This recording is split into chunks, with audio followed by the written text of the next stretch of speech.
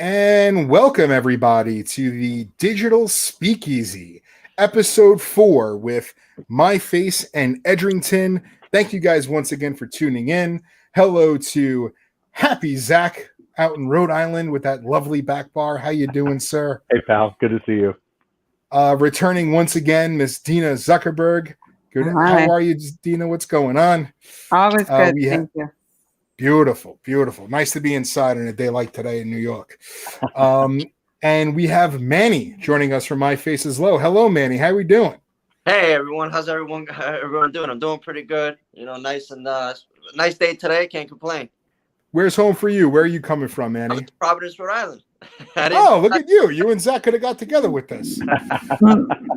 And we have the very shy and super bashful Mr. Mark Brumfeld of Edrington Americas. Mark, how are you doing, sir? I'm doing fantastic. Living the dream. Never had a bad day, guys. That's beautiful. Every day. Zack and I are going to really try to get you out of that shell today. All right. So try to break through there a little bit. Super excited once again. Episode 4 with myFace and Edrington. Edrington, all about giving more. And I'm going to pass it on over to Zack, who's going to talk a little bit about an update of what we have going on in the world of myFace and Edrington. And he will introduce you guys over to Mark, who's going to discuss a little bit about his role at Edrington. Right. Yeah, thanks, Tommy, so much. So first of all, we want to say, of course, to everybody who's joining us today, streaming in or joining us on the chat, thank you so much for being a part of this. This has been a really incredible program that we've just been getting together twice a week to talk about myFace, talk about craniofacial conditions, talk about Edrington, talk about giving more. I am happy and always really proud of our company and what we do with regards to charitable giving more, giving of our time, as well as financial support. So I just logged onto the myface.org /Edrington page where you can donate. We have a really, really incredible program going on until the end of March, where all the money that is donated up to $12,500 will be double matched by Edrington. So if we hit that $12,500 goal, Edrington will write a check for $25,000. I'm really happy to report that we're at $4,200 right now, $4,283. So we're moving slowly but surely, and every little bit of it helps. And as somebody who's relatively new to this community, it's an absolute pleasure and an absolute honor to be here, to be hearing everybody's stories, to be having those interactions. And the first place I want to start off tonight is with Edrington, with Giving More, which is one of the core pillars of our company. So it's my pleasure to, Mark, to bring you in on this conversation. Mark is our Director of Social Responsibility and Corporate Affairs. And, whenever we're talking about giving more and we're talking about charitable incentives and things that we want to do in our company, there's always got to be that conversation with you about how we move forward and who we are able to support. So I would love it if you gave us just a little bit about your background and what Giving More means for you, as well as what it means for our company. Sure. Well, welcome everybody, and it's so nice to see everybody and some of my colleagues I haven't seen in person since a year ago. Right. My role in the company, I'm Director of Corporate Affairs, Social Responsibility, and Charitable Giving. And Zack touched on an interesting point about giving more. And giving more is at the root of Edrington. When the company was founded, it was founded by 3 sisters who they were very charitable. Their father was very charitable. They were very charitable. They did a lot of things quietly, donating a lot of money quietly, and mostly just in Scotland. And as the company developed and we have different offices all over the world, we are now able to spread that joy and spread the goodness of the money that we earn. And we actually set aside 1% of all our earnings, and we give that away to charity every year. We support a variety of charity organizations. Oftentimes we'll do it as an activity. We've ridden epic bike rides upwards of 100 miles for 3 days in a row. We did one in California. We did one in North Carolina. We've done them. We went we did the Keys to Puerto Rico, which was actually a 100-mile bike ride to Key West to raise money for hurricane victims. And basically, it's always about what we can do to give more. And it's not always about matching money. because we really like our employees to be involved, and we like to support the charities that our employees support. So typically what we'll do is we will double match any money or any funds that our employees raise, not just donate. A lot of companies have just a double match. You write a check, the company will double match it. But we really like to support what our employees support, and we get behind them that way. Here we are today, we're talking, here with Tommy and all of you, and this all started out, Tommy's daughter, Harlan, was born. She had a cleft palate, and a couple of the other employees, Zack and a woman named Valerie Marks, they said, hey, what can we do for Tommy, right? And, they started to put their minds together, and they started to get everything going in their minds. And this is what it came up to. It brought them to myFace. And, there are a lot of different organizations that we touch. I won't go through the list of who we donate to, but the list varies every year. Some of them are repeats. It's one of the greatest joys of my position is being able to help and support employees supporting good charities. For sure. And that's one of the things that makes me so proud about our company is the fact that we were able to just reach out and say, hey, we wanted to do this thing. Let's get this ball rolling. We had our CEO, Chris Spalding, on last week, who touched on what giving more means to the company, but also it touches on what giving more means to him personally. And he told us a little bit about his story and his background. So I'm really excited to have Mark and Manny on today to talk a little bit about their backgrounds and their stories. And Mark, it's one of the first people that reached out and spoke with me. David reached out to me, and actually when we were on our way to NYU to start with our taping process, and the first time that we were meeting with the full surgical team together at NYU, you reached out to me and you let me know how your daughter had went through and had a cleft palate, and he's in your own way saying, not going to remember a thing. Don't worry about it. You're all good. And it was such a breath of fresh air hearing it and having a conversation with you that I never thought that I'd be having also. You're the best human in the world, and it's always great having work conversations with you. But to have that one-on-one conversation with you as a dad, it was great. And obviously in quarantine, not seeing one another, I wasn't expecting it, didn't know of your story. So it was great to hear. And I was hoping that you would share that story with us. Sure. First off, I have to ask this question because I don't know. How long has myFace been around? So we've been around for 70 years. 70 years. Okay. 70 years.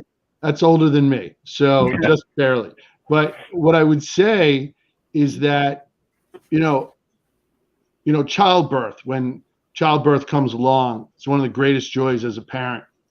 And for us, my daughter was 10 weeks early. So 10 weeks is a fairly early birth. First daughter was 6 weeks early. Second one was 10 weeks early. And, you're dealing with the scariness of that alone. 2 pounds, 12 ounces. I mean, she was tiny, very tiny. And then I don't think it was right away. My wife and I were having a disagreement today on our 25th wedding anniversary of exactly when we found out there was an Happy issue. Anniversary. That's amazing. It wasn't, I know, that's amazing. In this day and age, a miracle, but it's all good stuff. So I don't exactly remember when it was, but I don't think it was the first day because it was not outward. My daughter had a cleft palate, soft palate in the rear of her mouth, which exposed the nasal cavities, and the uvula was not formed properly.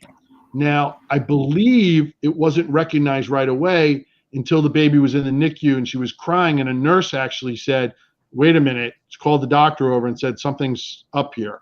Because at the time she was getting a feeding tube because she wasn't able, to feed properly at such a young weight, 2 pounds, 12 ounces. So then the process started, what does this mean? Where are we going from here? Now, at the time, in all honesty, we didn't know there was a support group. my wife and I, we actually just found the paperwork of an exam that my daughter had when she was 5 months old. Nothing had been done yet at 5 months old. And we were in the process of, still trying to figure out how to feed our baby properly because, with a cleft palate, rear or front, there's different issues with feeding. And our daughter could not suck from a bottle. She didn't have that capability. So you basically had to sit her up and pour the liquid down her throat. And with that, there were the challenges of her, coughing, going through her nose. If it was too fast, it would just shoot out her nose. So there were some trying moments with that. We knew come the future that she would have to have surgery on the interior of her mouth. And we were turned on to a great plastic surgeon. And we were very fortunate that the surgeon, when they did the surgery for my daughter, when they did the top of her mouth, he explained that instead of putting it together, he actually fused it like this so that as she grew, it would grow, right? And created the uvula in the back of the throat. And then, something I actually watched David DeFazio's episode today. And, he talked about the hardest moment, being in recovery with your child. I will tell you, for me personally, I was able to go in with my daughter to the operating room and hold her in my arms as they put my daughter to sleep. And that is the hardest moment ever. As a parent, when you hand over your child, not knowing how it's going to go. And went back to the waiting room, was there with my wife for a while. Doctor said the surgery would take X amount of time. I can't remember how long. But what I do remember is we were a good 40 minutes over that time. We were getting pretty antsy, my wife and I. And then all of a sudden, we saw a doctor come out that we knew personally, not related to this surgery. What are you doing here? We told him, and I said, we're starting to freak out a little bit. Can you go see what's going on? And he went back. He comes out 2 minutes later. He says, everything's okay. I had a little trouble waking up your daughter, so it took a little longer, but everything's okay. The surgeon will come out. That the tears started everything because it was such an overwhelming sensation, right?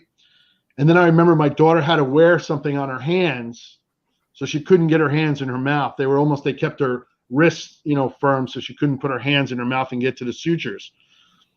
Soon after that, the speech therapy started at a very early age, which was really the greatest thing because at a very young age, my daughter had a very large vocabulary, more so than most kids because she was working on it so hard.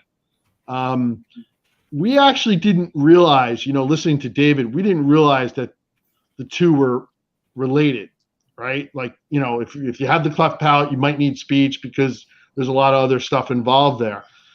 So we just kind of went through it as a couple, and with our daughter, we didn't have the support group. We just did it. Seeing an organization like this where people can reach out and have that, conversation with different people, I tell you, me calling Tommy, I didn't realize I was catching him as he was going to surgery. And I got to talk to him and his wife that morning as they were in the car and really to reassure them that their daughter will never remember the surgery. It will be much harder for them than it will be for her. Right. I just wanted him to know that because, we didn't have that phone call and it was scary, as a parent. I mean, I won't lie. It was scary. That's my story. And I do have somebody who's sitting over here on the stairwell. It's my 17-year-old daughter, because that's how long ago it was. Come here. Oh, Julie's not here. That's the other daughter. I don't have my glasses on. That was very funny. That's not me, Dad. That was awesome. That's old man Mark. That was awesome. That's fantastic. But I will. Go ahead. I'm going to text her to come down and just say hello.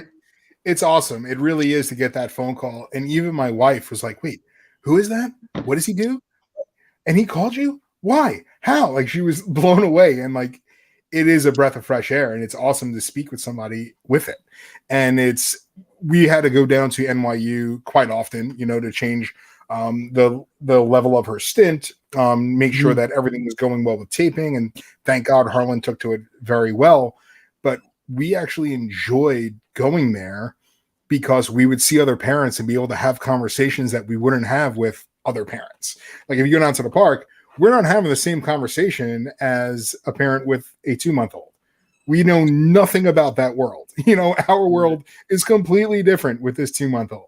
So it was great to have that phone call. And my wife loved it. And my wife, who still has yet to meet you, but absolutely adores and loves you because of it, because she was on speaker while we were talking. And Harlan was there as well for the first time, not going bananas in her car seat, which was super cool. And something that you're hitting on there is, listen, we're a company. We have jobs. Our job is to make profit for the organization. Having the roots of giving more, great people leading brands, giving more, we give back to each other as well. Once we found that out, I knew I was going to call you. I just didn't know when I was going to make that call. Because we all have different experiences that we bring to the table. I'd like to say the world is perfect and full of roses, but, everybody faces things, right? So it's always better to be reassured by somebody that has gone through something. Oh, here's my daughter. Here's the right daughter. I've never gotten them confused before. So she's just going to come over and say hello real quick. Come on over here. Hi. Hello, love. Hi. Thank you for joining us. Thank you for having me. How bad is Dad embarrassing you on a level of 1 to 10 right now? Well, good. All right. This is normal. No, it's great. So, but like I said, I don't believe Julia has any recollection of it. You don't, right? And I remember as she was growing up, she used to actually go back to the binder. That was her speech. Well, no, I remember going to speech. Well, Do you remember going to speech? Well, I don't remember going to speech, but I remember the person I remember my book and the tree that you put the stickers on. I don't know why. But I do remember that even as she got a little older, she would play with the notebook with her friends. She would play teacher, and she'd take out her notebook and do all this stuff. And I would say, "Where'd you get?" And I'd look at the notebook, and it was stuff that was cut out and pasted onto the page, different words and things. And and like I said, much more traumatic for us as parents than I believe for her as a child. Yeah, it was really tough for me. But yeah, I wasn't even one. You could tell whose sense of humor she got, right? Yeah, absolutely. But what I would say is something that I picked up from DeFazio's, when he was on, that kids could be cruel, right? And when you were starting to talk about. And when Dina was starting to talk about being in school or being around friends, and all of a sudden somebody might treat you differently, the parents aren't treating the child any differently. The parents are saying you could do whatever you want. I mean, I remember, Tommy, you said when you were going into the hospital, the attitude of you and your wife, was spectacular. So your daughter wasn't traumatized. You weren't crying going in. That was all Mom. I was a complete wreck. Mom was strong as could be. So you were moving the car around, and your wife was holding it together. But that's so important here. And as when you're little kids, nothing's really different, right? And when you're older, you're mature enough to have these conversations. But sometimes kids are mean. They just are. Things are different, and they see something different, and they react to it. But that's our jobs as adults, to keep instilling upon them that. Up here is no different, right? I might look different, and that's the difference between, religion and races and all those things. And, we're all just people. That's what it comes down to, And it's all about what you learn from home is what you bring back out. And that's huge. Are you learning anything from home? No, I was just going to say that, obviously, me being born with a cleft palate, it's completely different in any circumstance. Not everyone is me. I'm not everyone who has gone through the same thing. But personally, me, and I feel like a lot of other people, I'm completely fine now. I don't think having the surgery has made me okay. But I'm saying, being born with a cleft palate, I don't think has made a difference of who I am today. Like in the sense, the surgery, yes, I needed that in order to be alive, be who I am. But like I'm just saying, like I don't think it has anything to do with me, like internally, how strong I am, like how smart I am. Like I think that it has nothing to do with that. That comes from mom and dad as well. You have an absolute rock star dad to be also. There's a lot of mom credit. There's a lot of mom credit I'll throw here. A lot. I'm sure. I'm going to sprinkle mom credit all over Harlan as well. But I'm sure that just the perseverance that I know from your dad, that I'm sure that your mom has as well, just to deal with personalities like your dad's and I's. She's a strong woman, I know. That you would have been okay no matter what. And having that conversation with your dad, I feel the same way for Harlan. And I'm sure with Manny sitting there that his family felt the same way for him. And in Manny's in Manny's situation, it was completely different of knowing, because it was just, you said in your in Spanish that it was just like you deal with it the way you deal with it. It's a normal sense of life. So just like what you're saying, Jewel, is it doesn't affect who you are. It's just that you learn to live from it. Exactly. Yeah. But thank you so much for stopping in and saying hi for us as well. I appreciate it. And Mark, thank you for sharing. Really, really appreciate that as well. And look forward to bringing Manny on up too. And Manny, you shared with us a little bit about your story earlier. It wasn't until a year ago that you got involved in myFace and started doing these activities, trying to understand what you had gone through. So you were educated at a much later age of what you went through as a child with all your surgeries. Would you mind sharing your story with us?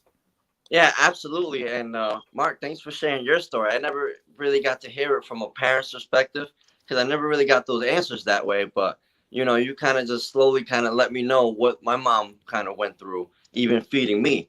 So I thought that was like a good insight. And I'm like listening, like, oh, is that the way that she put me straight ahead like this so I can, you know, take the milk and all this? And but, you know, just to kind of share a little bit of my story, it wasn't really until last year around March, just before turning 28, that I really decided to kind of take a good look in the mirror and, just kind of realizing, like, I got all these scars on my face, but I didn't really ever know the reason why.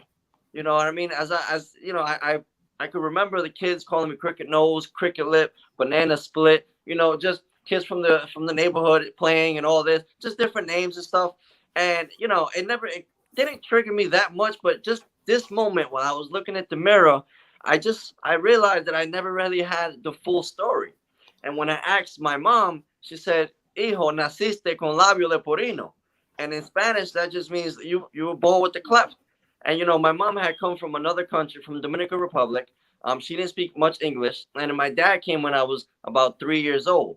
So she went through all this by herself. And growing up, I didn't know much either. And then at age 14, I had surgery where the doctors took a bone graft surgery. Doctors took a piece of my hip bone and inserted it in my palate.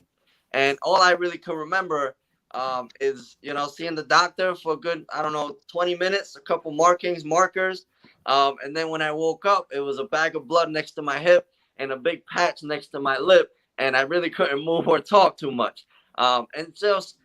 I just really never had the story. Why was I born with the cleft? Why is there something different about me? Like, what is there more kids like this? Because when I grew up, I really didn't see anybody growing up with the cleft lip or palate. I just had no answers. And that's when I decided to call the doctor after like 28 years, or 14 from the bone graft, but 28 since I was, given the surgery as a kid, as a baby. And that's when I, talked with him on the phone. I said, "Hey, doc, I got to know more about myself. I got to know why I was born this way." And that's when I went to go visit him, Dr. Patrick Sullivan, here in Providence, Rhode Island. And, I said, "Could you tell me more about myself?" And that's kind of when he pulled out this old folder, whipped out the dust and everything, and then whipped out these pictures, which I call the golden treasures of my life, which I've never had these pictures as a baby. And so there you go. So he put them up on the window there, and that's when I saw who I was and how I was born pre the surgery. and I never had these pictures ever. And so, I said, well, what can I do? What can I do to give back? I'm on 2 nonprofit boards here in Rhode Island. And I said, there's got to be a way I can give back. And that's when I looked online and I saw, look, they do 5K runs for kids born with cleft and craniofacial differences. These organizations, they'll do it once. They'll just schedule a day and do a 5K. And I said, all right, well, I know what the kids were born like. I know what they felt. I know what, the names they got in schools. I know what it was to try to get your first kiss in school. And then you're just a little nervous yourself because you have this surgeries on your lip and all this. And I'm like, what if I ran a 5K every single day? So that's what I decided to do in July, just for Cleft and Craniofacial Awareness Month, reached out to organizations like myFace and others. And I say, hey, look, I'm going to run a 5K every day. I want to include you guys. So all the money I raise will be split and I'll just give it all away. And that's what it was. I just kept running and running and running. That month of July was interviewed by NBC 10, ABC 6, Runner's World Magazine. Along the way, did a lot of promotions. And at the end of it, raised $12,000 and gave it back to organizations. And then this year, literally last week was my birthday. And I said, well, what can I do to give back again? So I went to Medellin, Colombia, and we found 3 families that I was able to kind of help them out with groceries and give them some monetary value and just kind of talk with them. And it was so inspirational to them and even to me just to go out and really help them out. And, it's just something that I think we should all do is give back and give back in the most creative and figure out a way that you could give back and just make it happen. I think that's if I thought about how much work it was going to be to run a 5K every day, I probably wouldn't have done it. But look, I was never a runner. I didn't know what that felt like. So I even had to look up what a 5K was and just do it. And you'll see, you'll be surprised at how much support you'll get along the way. And, I'm kind of the same way where, look, I don't think it affected me personally in terms of internally. I never thought I was less smart or, just incapable. I also took speech classes during elementary school, went to the dentist a bunch of times and all that. When I had those surgeries at age 14 with the hip and the lip, I really couldn't do much, and I decided to work out every day, and that's what I did, and ended up break the bench record at my high school that year. And it just kind of empowers you to do more and just say, hey, I can do whatever I put my mind to, and no one's going to stop me, and I'm just going to keep doing it. So this is a big question now. What was the bench record? So it was 205 but I weighed 140 or 145 around there. But the number was 205. It was sophomore year. That's a good lift. That's a good lift. Respect. Whoa. So, from your story as well, which is remarkable in finding it out through your doctor and through it's crazy because we were talking to the other day on how we were going to explain to Harlan how she had a cleft lip, and how to go about this. So hearing your story is awesome and super cool.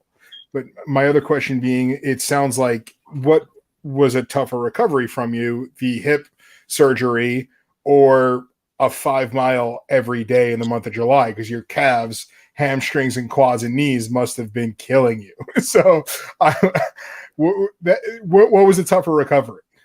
Believe it or not, the tougher recovery was when I was 14 and I had the hip and the lip surgery, because when I was running the 5K, I did it live every day. So I had tons of support and tons of people waiting for me to start running. I did it every day at 7 in the morning. Here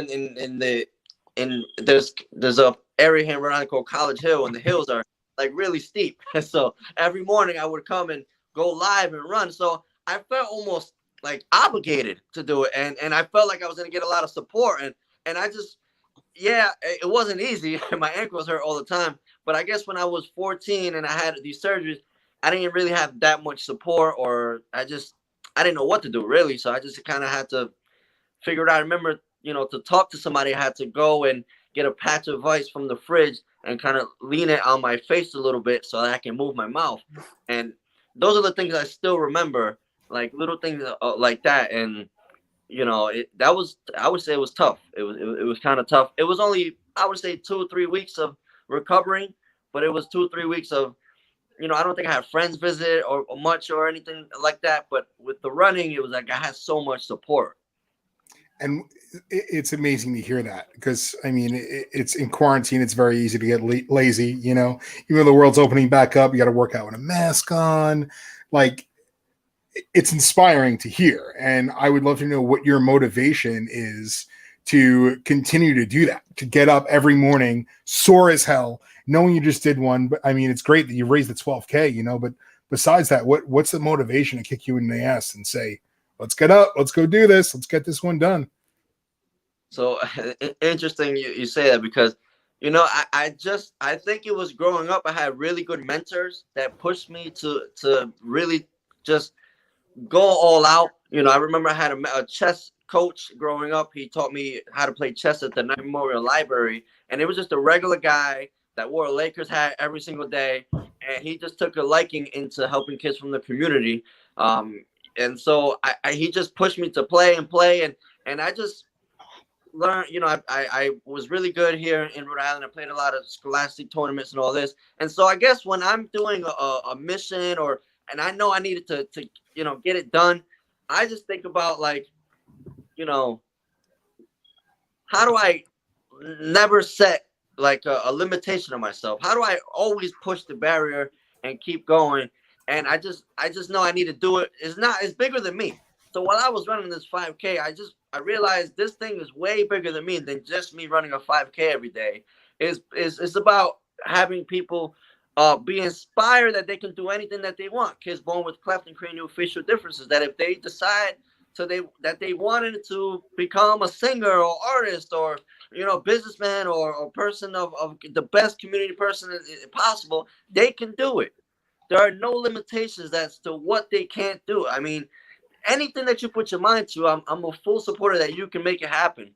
And it's all in the mindset, really. And these are the little things. If you keep doing those things that you thought you could never do and you actually accomplish them, when you come up with these big ideas and you really want to push it forward, it doesn't become as daunting anymore. You just go and do it. And even if you fail, that's kind of like the best part, because you start failing and learning and seeing what went wrong. And then you start maneuvering different ways, and it just makes you stronger along the way. We need more Manny. We need a lot more Manny in our lives, because that is the perfect answer. It's absolutely amazing.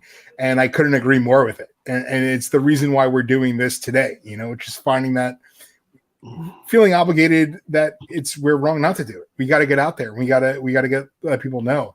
And that's why we're bringing people like you and Mark together, to speak, because you guys have extremely big hearts, as well as Dina and as well as Zack, to raise this awareness and try to raise these funds for the myFace community. And so people can continue to get the help that they've gotten over the last 70 years through this great organization. And for families that are less inclined to be able to have these things taken care of, that's why myFace is there. For people that don't have their why yet, that can't get in touch with their doctor to understand the full breakdown of what happened to themselves, and why this was different and why you did have those nicknames.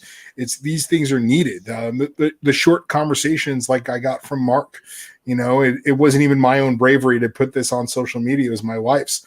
I felt uncomfortable. I didn't want to ask for help. And then hearing from Mark, and then hearing from a guy like Chris Spalding, who's the CEO of our company, who I will go to battle for and go to war for before, because he's a fearless leader. For him to come out and say that, hey, I had to ask for help. It's amazing. There are people out there that are terrified to ask for help, people that don't know where to ask for the help, people that are intimidated by it, or whether it be ego to go out there and reach for it, or don't know where to find it. But more importantly, there's people like Manny that are going to get up and run a 5K every day in the month of July, that are willing to help. People like Dina that will do anything in their power to get their story out there and to get them the help that they need and that they love. And this is the importance of an organization like myFace, to have that help being there, to link up the person that needs the help with the person that's willing to help. It's extraordinary. Yeah, one of the things I always say is there's power in the shared story and knowing you're not alone. And I think what we're hearing tonight is exactly that. I mean, it's Mark supporting Tommy and sharing his story so that you know that you're not the only one about to go through what you did with Holland. It's Manny sharing his story so others know that they are not alone. And I just love seeing that support that people get in this community. Definitely. Beautiful. Manny, I have a question. This is both for Manny and Dina. So there's a lot of events that are happening. Both everything is virtual right now, right? But we're it's the beginning of spring. We're hopefully moving back into more of the outdoors. What do you have coming up next? Like, what's the next thing? You did the runs and you visited Colombia. Like, what's next, Manny? And then Dina. I'm curious about what sort of events you have going on. Good question, right? So these kind of things just kind of come up. Ideas Sure. come up for me, and I just kind of go, okay, how can I plan it and do it? This year, I am still planning to run the 5K every day. I want to do it in 4 major cities, LA, Boston, Providence, and I don't know the next city yet, but I hope to do it in, those 4 weeks, and just kind of spread awareness in the best way that possible. Maybe run the week in Central Park, another one in Venice Beach, and Boston Commons, something along that, just to kind of spread awareness.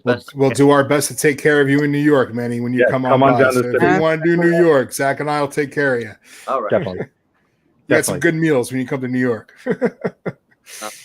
So it's just kind of raising awareness the best way I can, and just kind of putting the pieces together and just moving forward with it. That's great. That's and fantastic. Dina, what's coming up for myFace? So our next big event is going to be our virtual spring fundraiser, which will be most likely in June. And we are going to showcase 4 of kids with their talent, and whether it's singing or dancing or whatever that is. And then we're also going to showcase some of the important work that we do at myFace. So that is our next big event coming up in June. And then other than that, we are just growing and doing lots of programming over the next few months. So from support groups to giving out craniofacial care kits to new parents when they have a baby born with a craniofacial difference or a cleft, and webinars we have the next one coming up will be on the insurance and so many other programs. So we really want families to know that they are not alone in their journey, and because it really is a journey. That's great. And in addition to all that, we still have 2 more events coming up with the Edrington and myFace partnership collaboration.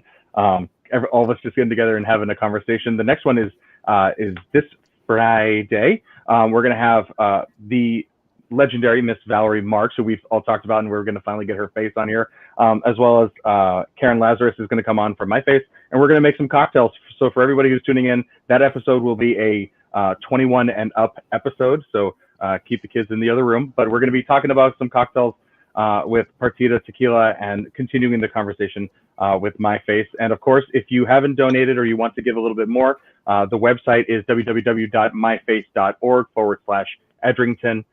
Again, Edrington is double matching up to $25,000. So if you can give whatever you can, we thank you very, very much. And yeah, I love the number that we're currently at. Like you said, 2,700, Zach, earlier on the episode.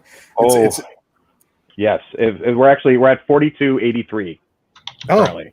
Yeah, 4283. So we're at 34% of our goal. We're on our way. We're gonna keep on climbing. We have 1 week left, so 1 week from today is our final event, when we're gonna invite everybody to come on and just say hello, and we're gonna just close it out with a bit of a bang. So that's the one I'm looking forward to, and that's when a few of those get cracked open as well. That'll be the fun episode. So Manny, please, would love to have you back for that one as well, man. And just from a girl dad that has a cleft, thank you so much for being you, and thank you for raising the awareness that you do, and for a year ago finding your way and getting involved in this community. It's greatly appreciated, and I look forward to meeting you in person as well and continuing to follow your journey.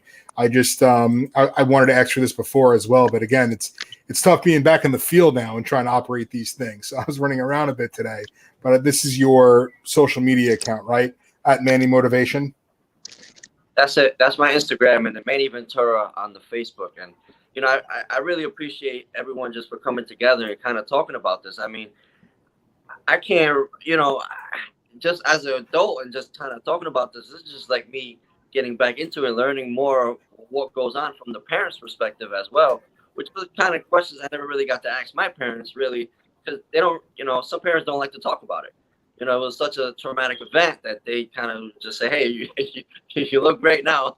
What's up with all the questions? So, but from hearing it from you all's perspective, I really get the clarity and see how it really was like.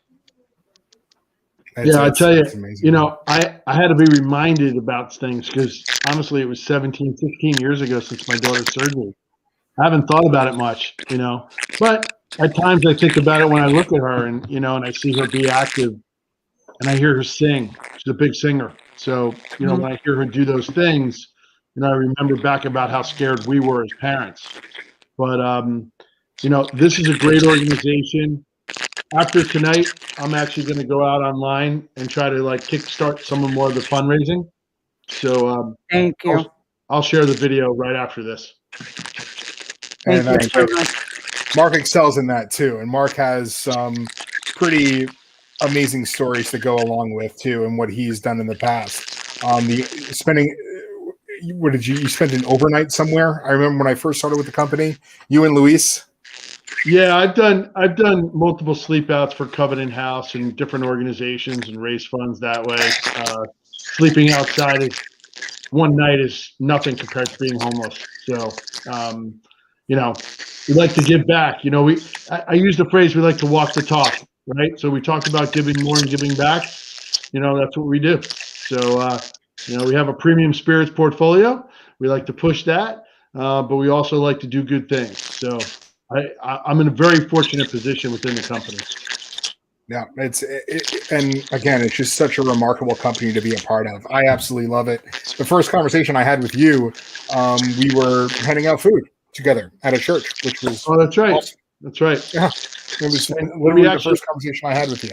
Yeah, we actually went to I'm sorry, it just escaped me. We went to a church to actually help out at a food pantry to serve a meal to lunch, and it was a new employee day for our company. So new employees that came from different parts of the country, we took them there and we really wanted to show that we walk the talk. And this is, it's not just about what your day job is, it's about how we can give back to society. So feel pretty good about that. And thank you so much for giving the okay for this awesome project. Zack, thank you so much for setting it on up with Valerie. As always, it's remarkable. It's super cool to be doing this. I'm ecstatic that we're almost at $5,000. It's just awesome. It's super cool. It's a lot of fun. I think we might have just lost Manny. He'll be back. Okay, excellent. He'll be back. But I'm always proud to be a part of Edrington and to be a part of this amazing team. And it's for these reasons, and these last few episodes, this last few weeks has been extraordinary. Dina, thank you so much for being the representative on the myFace side and being here to answer our questions and bring us together with awesome people like Manny. Yeah, thank you so much for having us. And I just want to again say how grateful we are to Edrington that you guys are doing this for myFace and the craniofacial community. We really appreciate that. It's awesome, and I say thank you. I don't even Mark and Zack are the ones that really put a lot of these things to life and together. So thank you, Mark, and thank you, Zack, as well for setting these on up. Listen, I'm just a talking head. Zack was the one who did all the work. Zack and Valerie, this is their gig, right? So I'm happy to support any way I can. Well, it comes from. I remember. So I joined Edrington about 3.5 years ago now, and I remember sitting down for kind of like the onboarding and all of the spirits training and all those other things. And then somebody pulled me aside and said, okay, so we have this giving more, and this isn't something that we just talk about. This is something that we actually do. This is something that we take very, very seriously in making sure that everybody feels welcome and a part of this kind of community.